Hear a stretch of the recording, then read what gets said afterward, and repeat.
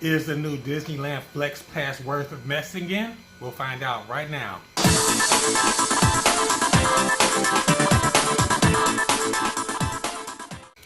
What is up, D3 fam? Welcome to this episode of D3.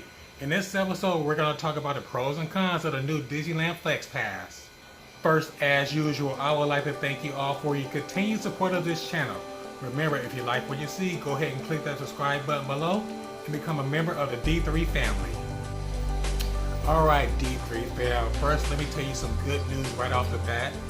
I have renewed my Disney Pass for I think this is my 7th straight year, which I'm so thankful I'm able to do that. It's an honor just to have, be able to go to Disneyland I would say on a weekly basis or more. I could do it on a daily basis if I wanted to, but I have another job, so I can't do that as often as I want to. But with that being said, folks, I was going back and forth on my decision on whether or not to renew my pass. I currently have the, I believe the Signature Plus Pass, and I was debating whether or not to go back and forth and try the new Disneyland Flex Pass, which is a little bit more reasonable on a monthly basis. I pay my pass on a monthly basis, so it's easier. It's easier to budget out like that. So the Flex Pass is a little bit less cheaper. I think it's about, the base is about $50 a month. So compared to, I'll pay a little bit more than that right now since I have the Signature Plus. But I was thinking it's probably better value for some people out there. I thought it would probably be good to share you guys my experience going back and forth, trying to debate whether to go to the Flex Pass and the pros and cons of having a Flex Pass compared to like I have myself a Signature Plus Pass, or some of you guys out there might have probably just a regular Signature Pass, or you guys might have a regular Deluxe Pass, or if you're in the Southern California area, you guys might just have the regular SoCal Pass. So with that being said, folks, let's talk about the pros and cons of the Flex Pass.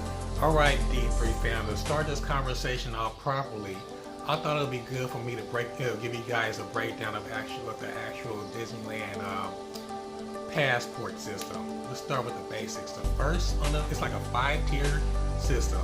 The first is, of course, is the I would say is the Select. Next comes the Flex, which we're going to talk about. After the Flex is the I believe it's the Deluxe. After the Deluxe, the 4th tier is the Signature, and the 5th and very top tier, which the one I have, is a Signature Plus that has no blackout days throughout the entire year. 365 days throughout the year. You go anytime you want. The Select one, which is mostly offered towards the SoCal residents, I think that's the one that you purely if you want to go to Disneyland during the weekdays, which is not bad if you have nothing else to do. But all the rest of the weekends are blacked out, even the holidays. The Flex Pass is pretty cool. You have the option of every day except the big holidays, major holidays like Christmas, Columbus Day, President's Day, things like that. And I believe the last 2 weeks of the year you're blocked off. So that's no blackout day. Similar to how the Signature Plus, the Signature Plus and the other passes, other than the Signature Plus Pass is, so. But anyway, Flex Pass, you a little bit more flexibility. That's the thing. You have a little bit more flexibility. You're not blacked down as much. But here's the thing. With the Flex Pass, from what I understand, you have to make a reservation, especially, I believe, on the weekends. So you have the option of going during the weekends, but you have to book a reservation. And I think you can do it as far as out as 30 days in advance, which is cool, or you can do it as soon as the same day. Now, I recently spoke to a cast member when I was making my decision, and they're telling me that the Flex Pass is becoming very popular and dates are filling up very quickly. So say for instance, this is October, and they said all the weekends for the Flex Passes are already filled up already. So, which is not cool.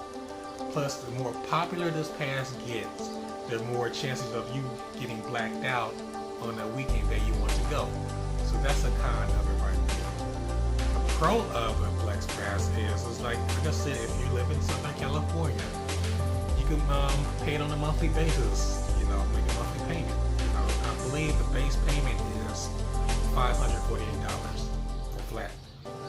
But I don't think you can add on. You guys can correct me if I'm wrong, but if you're new, this is your first time getting a Flex Pass, you cannot add on parking or a Max Pass feature, which is, you know, a cool feature. That's like the Max Pass.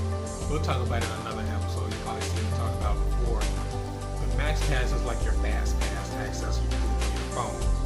So you're not eligible to get that. So the Flex Pass is just base altogether.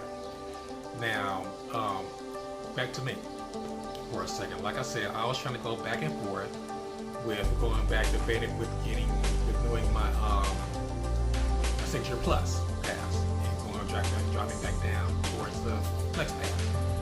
Now, if I were to drop back down from the Signature Plus, I would lose all those dates. You know, I would have to make a reservation and things like that. And I went to New Year's Eve last year. It was a blast. I would not be able to go to New Year's Eve with the Flex Pass. Plus, since I was grandfathered in to having parking with my Signature Plus pass, so I already had that, I was given the option of adding that on to my Flex Pass. Now, if I did not have that, if I did not have the Signature Plus, I would not be able to add that on, period. The parking, same thing with the Signature Plus, you already automatically get the Photo Pass and you automatically get the Max Pass. So I would have to build that up, you know, add that on gradually. So I'll talk to the cast member and see how much that would be cost to add all those extra features on. And lo and behold, it was pretty much only $100 cheaper than what I was paying right now for my Signature Plus pass, which is, you know, it's almost a wash.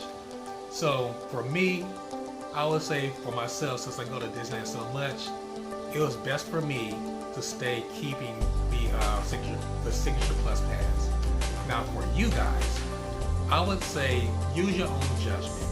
I would say if you go to Disneyland probably like twice or 3 times a month, go for it.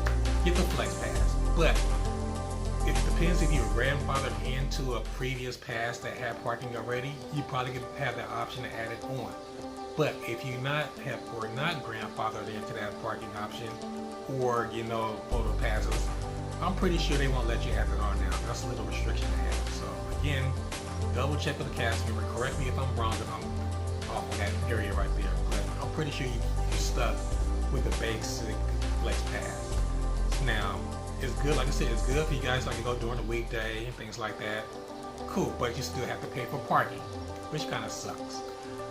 But if you go like once a month, it doesn't matter if you don't mind paying $25 for parking, good for you.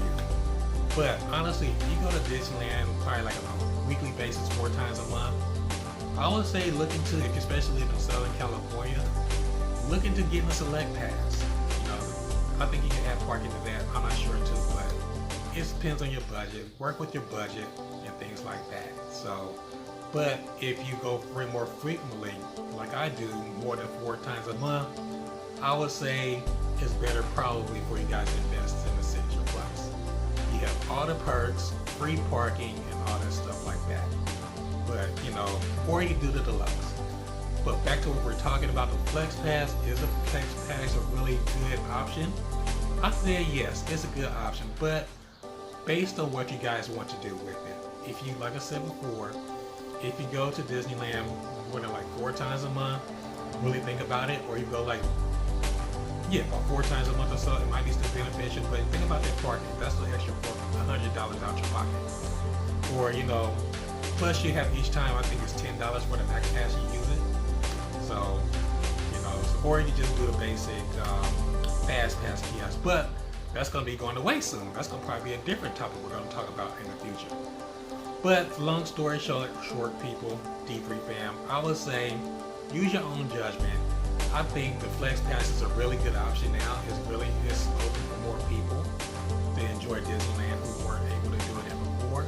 But then again, you have to remember it has its cons. You're limited to certain days and things like that. You will not be able to go through peak season. You will not be able to go during, I would say, the last 2 weeks of the holiday season, which is really quite busy itself. I wouldn't want to go unless you're a diehard like me. But just stay away from the parks around that time. But long story short, yes, I think a Flex Pass is a good option for you.